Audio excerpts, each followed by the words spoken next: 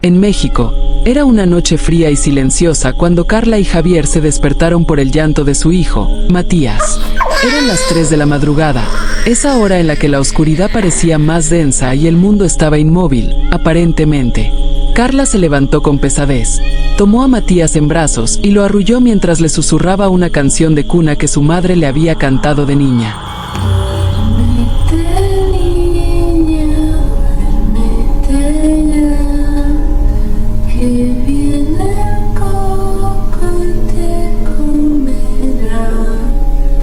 La melodía era suave, casi hipnótica, y pronto el llanto del bebé se apagó.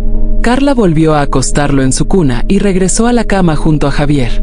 Sin embargo, la calma duró poco. Carla cayó en un sueño forzado, pero dentro de su mente, todo era un caos. Estaba atrapada en un lugar sin salida, rodeada por puertas que se abrían y cerraban sin control. Desde el otro lado podía escuchar el llanto de Matías, cada vez más lejano. El Coco estaba ahí, esperando. Escuchó una voz en su sueño que le dijo: «Si me cantas y arrullas, te dejaré dormir». La criatura hablaba con una voz grave. Carla trató de gritar, de levantarse, pero no pudo. Todo su cuerpo estaba atrapado en un sueño forzado por la presencia del Coco. Era como si algo invisible la aplastara contra la cama. Sus ojos estaban abiertos, pero no podía moverse ni gritar. Desde el rincón más oscuro de la habitación, un ser oscuro y tétrico, con extremidades alargadas que rozaban el suelo, la observaba. Sus ojos brillaban, y su rostro mostraba una sonrisa perturbadora. Objetos en la habitación comenzaron a moverse. La puerta de su habitación se cerró de golpe, y las luces empezaron a parpadear. De repente, despertó sobresaltada, con el corazón latiendo a toda velocidad. El cuarto estaba oscuro, pero algo era diferente. Las sábanas parecían más frías, y el aire olía a humedad. Levantó la mirada lentamente y lo vio. El Coco estaba al fondo de su closet. Sus ojos la miraban fijamente mientras sus dedos huesudos se retorcían, listos para atraparla. Pensó en levantarse para cerrarlo, pero un escalofrío recorrió su espalda al escuchar un chillido agudo, parecido al llanto de un bebé, pero con un tono más intenso y antinatural. Ambos se levantaron de golpe, confundidos y alarmados.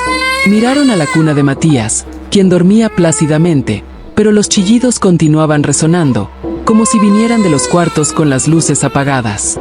Las puertas empezaron a abrirse y cerrarse por sí solas, emitiendo ruidos que resonaban en la casa vacía.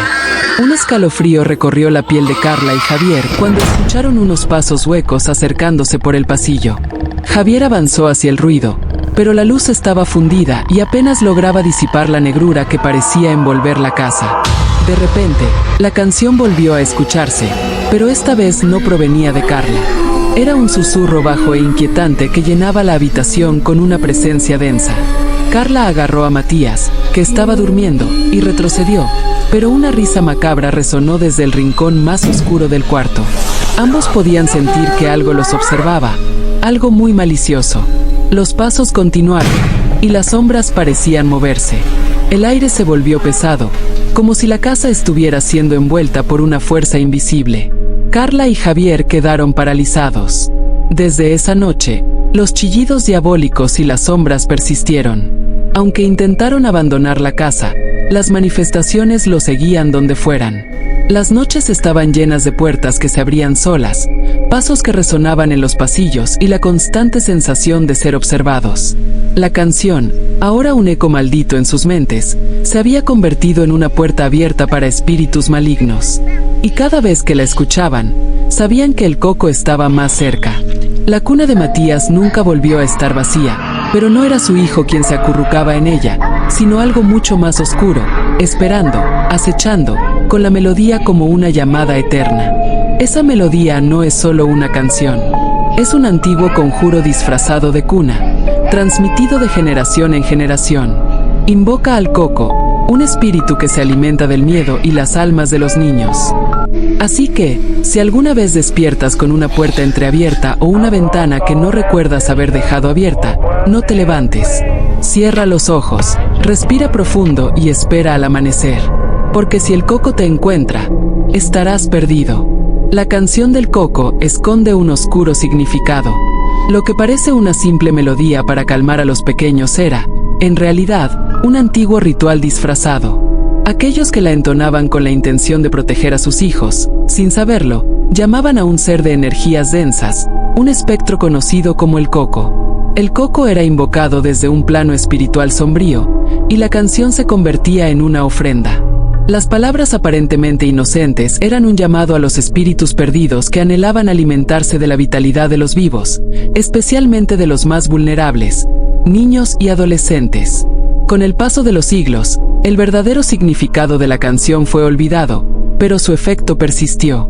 Ahora, se advierte que nadie debe cantar estas palabras, porque lo que parece un arrullo puede abrir puertas que deberían permanecer cerradas para siempre. Dicen que aquella melodía no solo arrullaba, sino que también invocaba a un espíritu sombrío. Duérmete, niño, duérmete ya, que viene el coco y te comerá. Pero nadie sabía exactamente qué significaba comerá. Solo que era una advertencia, un recordatorio de que las noches no eran seguras. La leyenda sigue viva, y las madres todavía cantan la canción del coco, aunque nunca después de la 1:30 de la mañana. Si quieres asesinarme, solo aplaude.